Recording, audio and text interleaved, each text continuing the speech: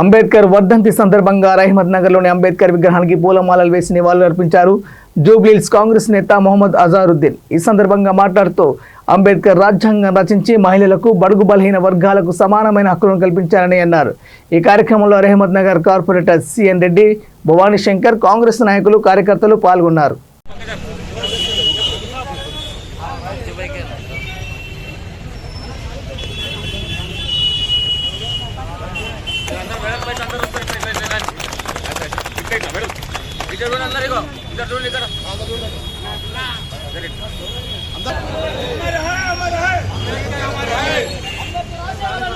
चलो उतर जाओ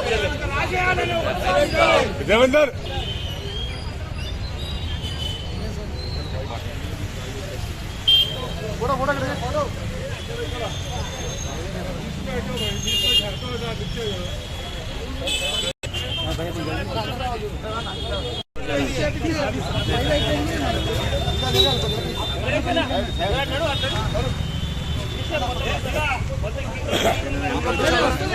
इधर देखो।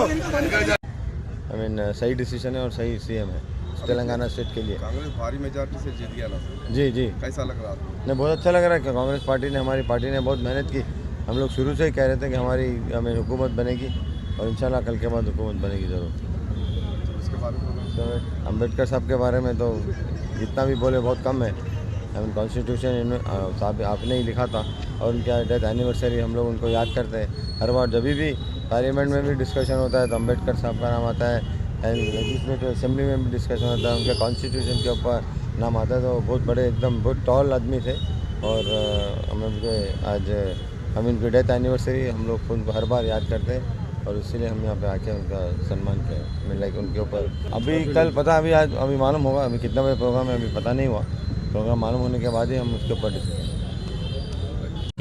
ముఖ్యంగా శుభాభినందనలు తెలియజేసుకుంటూ రేపటి నుండైనా ఈ తెలంగాణ రాష్ట్రంలో సామాన్య ప్రజాస్వామ్య పద్ధతిలో పరిపాలన కొనసాగుతుంది అనే దానికి నాంది పలకబోతున్నాం.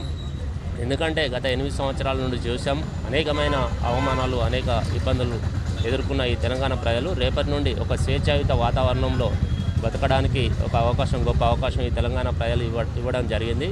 ఈ అవకాశం ఇచ్చినటువంటి తెలంగాణ ప్రజలందరికీ రేవంత్ రెడ్డి అన్న ప్రమాణ స్వీకారం చేయబోతున్నందుకు వారికి హార్దిక అభినందనలు. తెలంగాణ ఇచ్చిన తర్వాత సోనియా గాంధీ గారు తెలంగాణని బంగారు తెలంగాణగా మార్చాలని చెప్పనేసి కలలు కానీ తెలంగాణ ఇచ్చిర్రు.